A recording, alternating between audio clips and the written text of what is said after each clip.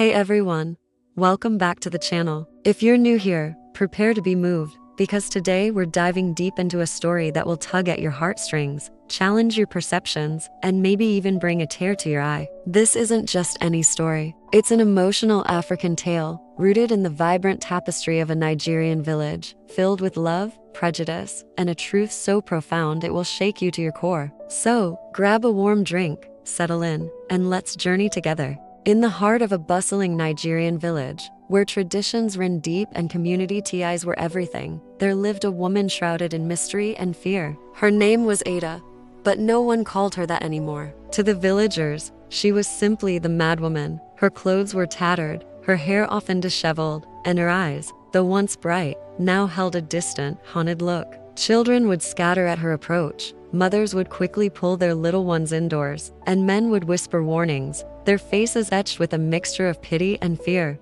They said she wandered aimlessly, mumbled to herself, and sometimes her laughter would echo eerily through the quiet nights. Everyone feared her. Everyone, that is, except for one young man named David. David was different. He possessed a gentle spirit and a keen sense of observation that saw beyond the surface. While others saw madness, David saw something else entirely. Whenever he encountered Ada, their paths crossing in the dusty village paths, he didn't see a deranged woman. He saw pain, a deep, agonizing pain reflected in her eyes, a story untold, screaming silently for recognition. He saw a soul adrift, not a mind broken. He saw hurt, not madness. This distinction, subtle yet profound, set David apart and ultimately set the stage for a connection that defied all societal norms. Their interactions were at first tentative, almost imperceptible. David wouldn't actively seek her out, but neither would he avoid her. When others recoiled, he would offer a small, respectful nod. Sometimes, he'd leave a piece of fruit or a freshly baked bread near where she often rested,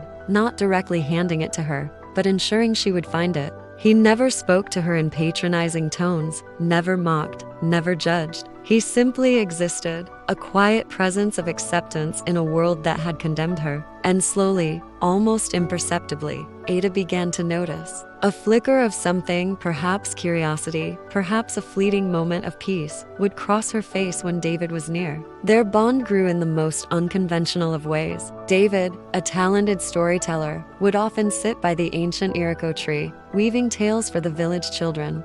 Ada would sometimes sit at a distance, listening, her eyes, though still distant, appearing a little less vacant. David, noticing her presence, would subtly adjust his stories, infusing them with themes of resilience, understanding, and hope. He wasn't speaking directly to her, but he was speaking for her, giving voice to emotions that perhaps she could no longer express. As days turned into weeks, and weeks into months, David found himself drawn deeper into the enigma of Ada. He spent hours observing her, trying to understand her subtle cues, her patterns. He learned that her madness often manifested in response to certain stimuli: loud noises, harsh words, or the sight of certain men from the village. This observation only solidified his conviction. There was a story here, a painful one, meticulously buried beneath layers of trauma. He felt an undeniable pull, a yearning to understand, to heal, to bring light back into those haunted eyes. This wasn't just compassion anymore. It was something more profound, something beautiful and terrifying all at once. He was falling in love with her. Yes, David fell in love with the woman everyone rejected. He fell in love with her quiet strength, her unspoken resilience, the delicate vulnerability hidden beneath her perceived madness. He saw the beauty in her brokenness, the wisdom in her silence. This love, however, was dangerous. In their tightly knit village, where reputation was paramount and conformity was expected, loving the madwoman was an act of rebellion, an unforgivable transgression. The world called it forbidden, an affront to decency, a betrayal of everything they held sacred. Whispers started. At first, they were hushed, filled with disbelief and scorn. Has David gone mad himself? Is he under a spell? Then, the whispers grew louder, morphing into open condemnation. Elders frowned upon him, mothers warned their daughters away from his influence, and his own family, initially perplexed, grew increasingly concerned, then angry. They pleaded with him, threatened him, tried to arrange marriages with suitable women from reputable families. But David was unwavering. His love for Ada wasn't a choice. It was a fundamental truth of his being. He couldn't unsee what he had seen in her eyes, couldn't unfeel what his heart now knew. One fateful evening, driven by an unshakable conviction and an unbearable longing to truly connect with Ada, David approached her directly. She was sitting by the river, gazing at the water, her back to him. His heart pounded in his chest, but his resolve was firm. He spoke softly, not the commanding tone of a man trying to reason with madness, but the gentle voice of a man speaking to a beloved. He spoke of her beauty, her strength, and how his heart ached for her and spoke in pain. He spoke of his love. Ada turned slowly, her eyes meeting his. For a long moment, there was silence, broken only by the chirping of crickets and the gentle flow of the river. Then, something extraordinary happened. A single tear tracked a path down her dusty cheek. It wasn't a tear of despair, but one of recognition, of connection. In that moment, David knew he wasn't alone in his feelings. There was a glimmer of hope, a fragile connection finally forged. But their journey was far from over. The village's disapproval intensified, threatening to ostracize David entirely. Yet, armed with love and an unwavering belief in Ada, David was determined to uncover the truth behind her madness. He spent days piecing together fragments of information, listening to old wives' tales, and cautiously questioning the few villagers who remembered Ada from before. He discovered she wasn't always like this. She was once vibrant, intelligent, full of life, known for her beautiful smile and her kind heart. What could have happened? His relentless search led him to the village's oldest and wisest woman, Mama Nkechi, a woman who rarely spoke but saw everything.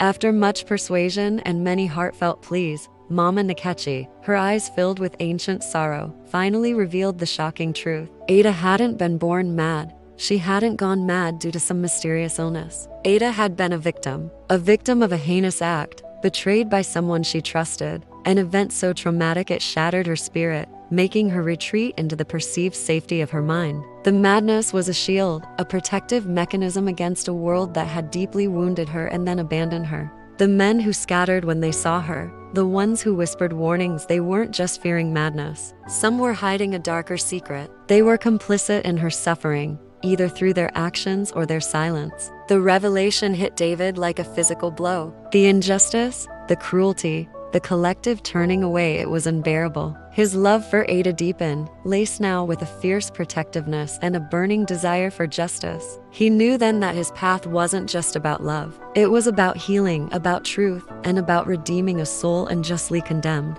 The story doesn't end there, of course. What David did with this truth, how he fought for Ada, and the ripple effect his love had on the entire village, is a tale of courage and transformation you won't want to miss. It's a testament to the power of seeing beyond the surface, of choosing empathy over fear, and of the incredible strength found in the most unexpected of places. This is a story about how love, even when deemed forbidden, can shatter societal chains and reveal the profound beauty of the human spirit. If this story has touched your heart, and if you believe in the power of truth and unconditional love, then you're in the right place. We have so many more emotional African stories like this, narratives that celebrate our culture, our resilience, and the universal threads that connect us all. So please, give this video a big thumbs up. Share it with someone who needs to hear this message, and most importantly, subscribe to our channel and hit that notification bell so you don't miss the next chapter of Ada and David's journey, or any of our powerful upcoming stories. Your support means the world to us and helps us bring more authentic, heartwarming, and thought-provoking content your way. Thank you for watching, and I'll see you in the next one.